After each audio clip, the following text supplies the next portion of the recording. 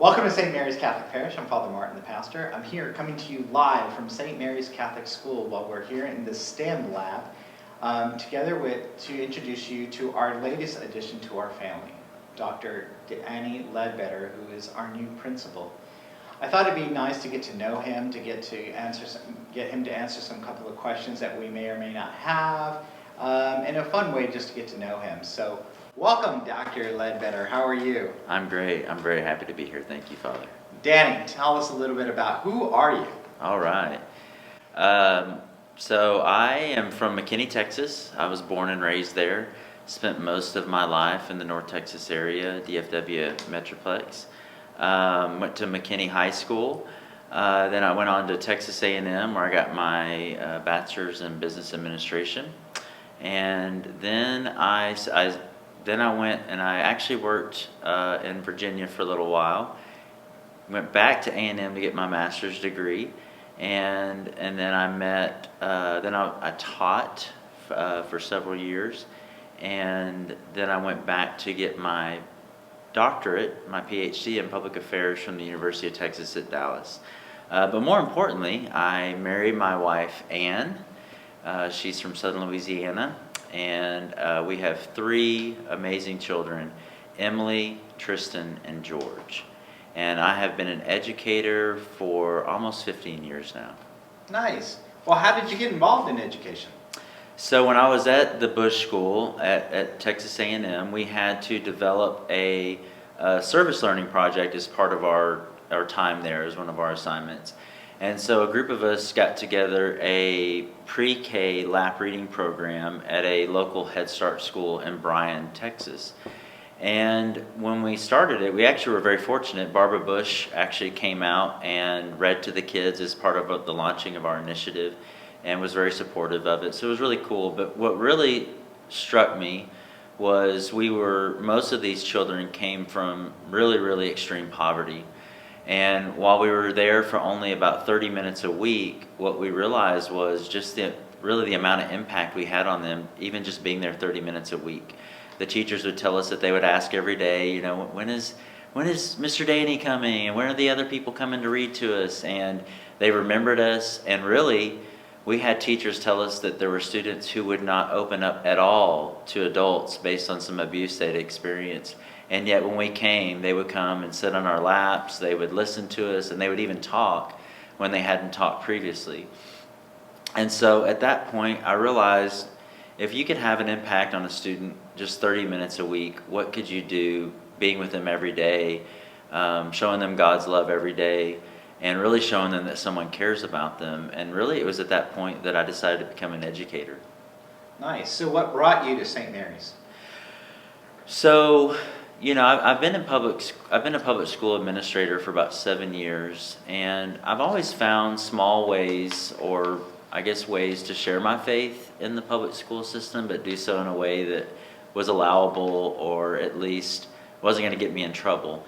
And but it still was hard knowing that there were times that I couldn't share my faith. I couldn't really say what I wanted to say to the parent in front of me, which is, you need Christ in your life, and you need to pray, and you need to read Scripture. And I knew those were the answers, yet I couldn't give those answers. There were times that I could, and appropriate times that I would insert those in, especially if someone had a shirt about Jesus, or a cross on, or a crucifix. Of course, when that door was open a little bit, I would kick the door in, and we would go that way. But I just could never really fully live my faith, or at least talk about my faith on a daily basis. So when a parent approached me from St. Mary's about this job opening up, it was something that I really stepped back and prayed about and discerned. And all of us are a little bit scared of change, and so I kept putting roadblocks up, and every roadblock that I put up to come up here, God knocked down. And it became very clear to our family, to me and our family, that this is where we were supposed to be. So through lots of prayer and discernment, and through following where God was calling us, we are here now at St. Mary's, and we have jumped in full force. We've sold our house, we've bought land, and we are starting the house building process. So we are full on St. Mary's people now. That's Yeah. awesome. That's Yeah. great. Hey, Danny, what is your vision for St. Mary's School?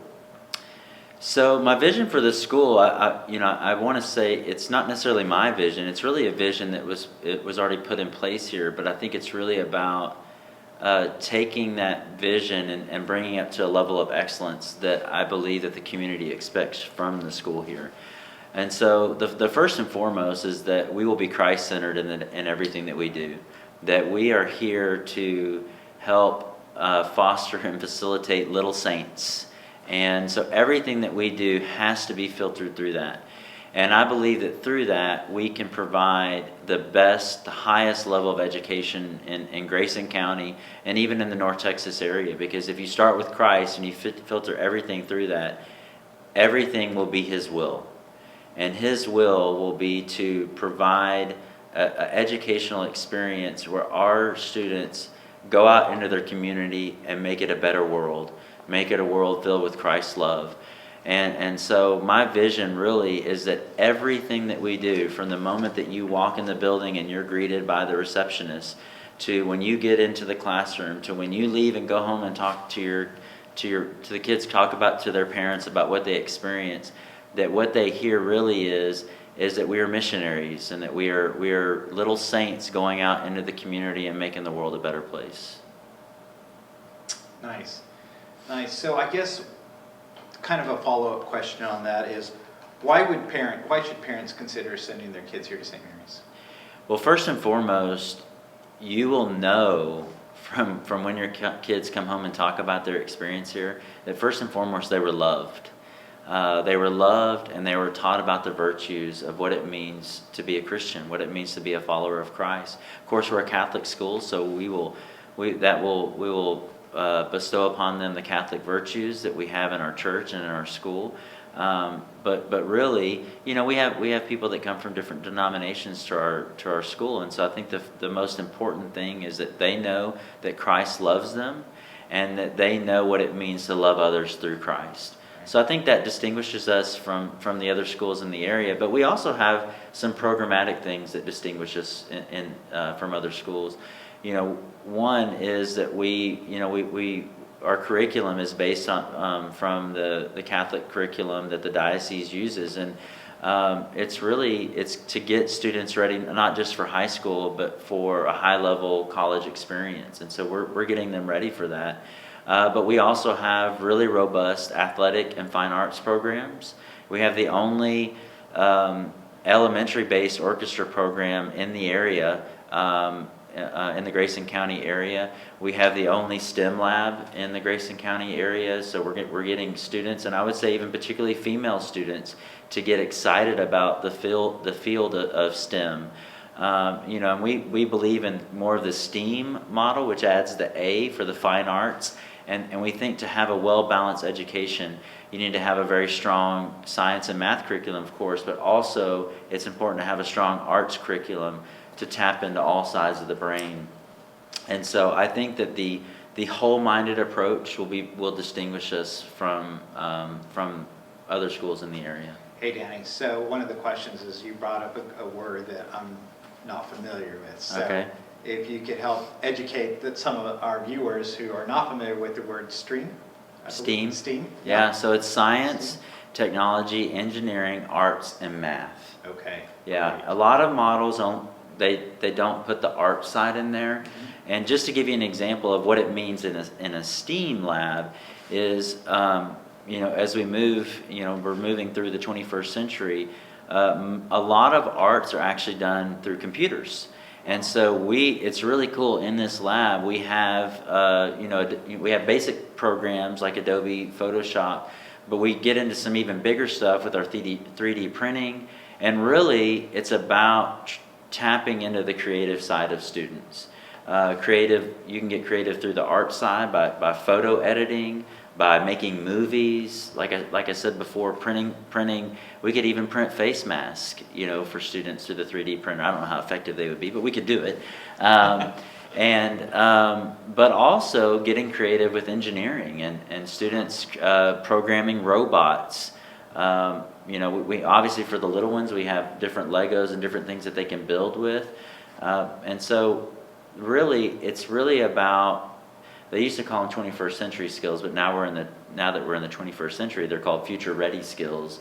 But it's those skills of collaboration. And the other piece that I haven't talked about that I think is going to be essential to St. Mary's education is really those critical thinking skills, but fighting through challenges, building grit in our students. And the STEM lab will be a way for those students, when they come across something that they can't figure out, working together and utilizing each other's strengths to maybe get through a problem that they couldn't have gotten through on their own, which teaches them how important it is later in life to work together and not try to do things on their own. So Christian identity, education, arts, and sports. Yes. Four pillars that we have here at St. Mary's Catholic School. That's awesome. And all of that's facilitated through our STEM lab to get those future ready skills embedded in our students. Nice. And what is something that is unique to this school? So, well, I think first and foremost, it's really that Christ-centered education. Mm-hmm. That's certainly what distinguishes from the school across the street. We don't have any problem with the public school system. They provide a lot of services, but I come from a public school system. But what really makes us unique is that everything that we do, Christ is embedded in everything. Right. And so I think that distinguishes us from our neighbors. But I think the other thing that I've noticed from being here for about a month and a half now, or a little over a month, is just how awesome this community is and how close-knit it is. It's a family. I've worked in schools and I've worked in a lot of places where it's just a place to go to work. It was just a place to go to school. But this isn't like that. This is a family. St. Mary's community is a family, and I'm just telling you, there has not been something that I have asked for or that I have needed where someone hasn't stepped up and provided it, and it's because people really care about this place.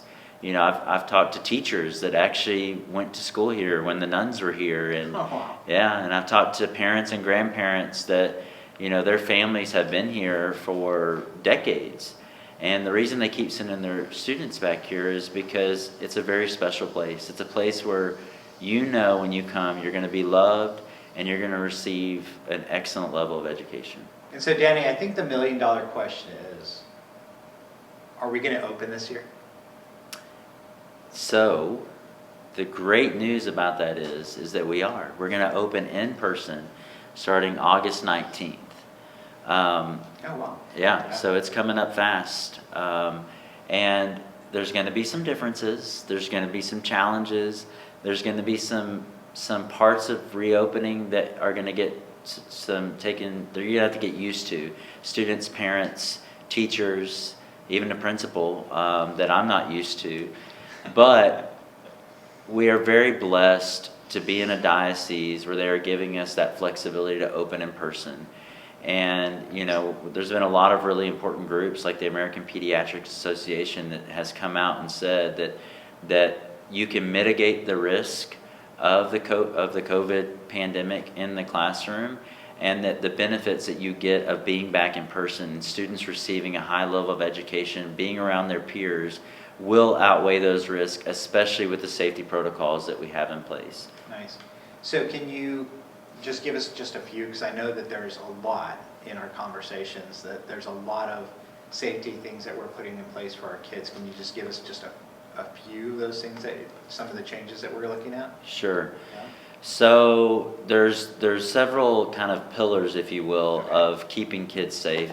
And the first one, I think it's become less controversial as our leaders have come out and really talked about the importance of them, but it's a non-negotiable, and really that we're all going to have to wear masks. Right, and so we're not wearing masks right now because we are keeping a safe distance, but we both have our masks. We do, us, yeah, I have mine in my pocket, but really, except for when, we have some times that we won't be wearing them, but really when you come in our building, you have to wear a mask, and that's based on an abundance of research that shows that when let's just talk about two people come into contact with each other, if they're both wearing masks, even if one of them has COVID, the chances of transmission are very, very minimal. And so in order to come back safely, which we think is more important is better than doing online education, in order to come back safely, we're going to have to wear masks. There have been some pretty cool masks made actually that have a clear front on, so we can see each other's mouths, and those are things that we're looking into. But masks will be required for everyone that enters our building, and they will be required to remain on when indoors. The second biggest piece is going to be our cleaning and our sanitizing processes. So we have sanitizing machines that we'll be spraying on common areas and classrooms every day, several times throughout the day. We're also going to be investing in hand sanitizing stations throughout the building, so that students are constantly cleaning their hands. And then also, the first 2 weeks of school, really we're not going to be focusing much on content. We are going to focus on culture building and on, students feeling comfortable and safe. But a big part of the first 2 weeks is going to really be about how our students can properly hand wash, the importance of not touching your face throughout the day, the importance of keeping your mask on, and really just how we have to make it to where our students, that being safe and that they become habits. Right. So it's something that they're no longer having to think about, but it's just a habit that when you walk indoors, you put a mask on. Sure. And so we're going to need our parents' help to really get them to be wearing them at home, to get them used to wearing them. And then the final piece will be our screening procedures, where we're going to be doing temperature checks every morning on anyone, including students that enter our building. We're going to be asking screening questions of, have you had COVID-like symptoms? Have you been around someone that has had COVID? While those aren't foolproof methods, because you can be asymptomatic, research has found that it has been helping in areas where they've done it to decrease the level of transmission. Nice. Wow, a lot of good things are happening here at St. Mary's. A lot of changes too as well. Sounds like a very promising place. Hey Danny, our viewers want to get to know you on a different level. So we've got some random, just quick, short answer questions. Just 1, 2 questions. You up for it? I am. Before you do that, yeah. I do want to talk about some other changes. Okay. If you haven't come by the school, you need to come by, because Father Martin, our church community, has really beautified the front of the school. We've moved the brick cross to the front, so it's now the central part of when students come into our building. Through the parish has donated and helped build a brand new basketball court. There are flowers, we have irrigation. I mean, you've got to come by the school. The front of the school looks so different now. And really, since that's the entry point for people driving by our school and coming into our school, I think it really just shows the level of commitment that we have to providing a top-notch education here at St. Mary's. I didn't want to forget that, partly because you've been so supportive, and partly, really, I want the St. Mary's community here and in Whitesboro for them to know how appreciative at the school we are at that level of support and the beautification of our property. So thank you. Well, sure, anything for our kids. All right, so here we go. Some random questions. All right. All right, favorite Bible verse? Oh, here we go. So make it quick, short answers. Okay, it's a often used one, but I'll have to go to Philippians and say I can do all things through Christ who strengthens me, especially during this time of difficulty. Favorite food? Oh, a good hamburger, good cheeseburger. Yeah. Favorite dessert? A chocolate chip cookie. Favorite color? Maroon. Gig 'em. What's your favorite sport? My favorite sport is probably soccer. I'm a huge Liverpool fan, and for those that don't know, we just won the English Premier League. So. Awesome. And favorite genre of music? I love praise and worship music. Nice. And Texas country. But mostly praise and worship music. Awesome. All right, my brothers and sisters, those are some random questions that we had just to get to know, some fun questions. I can't wait for school to start. Again, that date is? August 19th. August 19th, we're going live here at St. Mary's School. Can't wait for you to see the new students and see the returning students as well. Until we see each other again, my brothers and sisters, I'm Father Martin Castaneda, again, the pastor here at St. Mary's Catholic Church, with our new principal, Dr. Danny Ledbetter, coming to you live from our STEM lab here at St. Mary's Catholic School. So thanks for being with us, and we'll see you. Take care. God bless.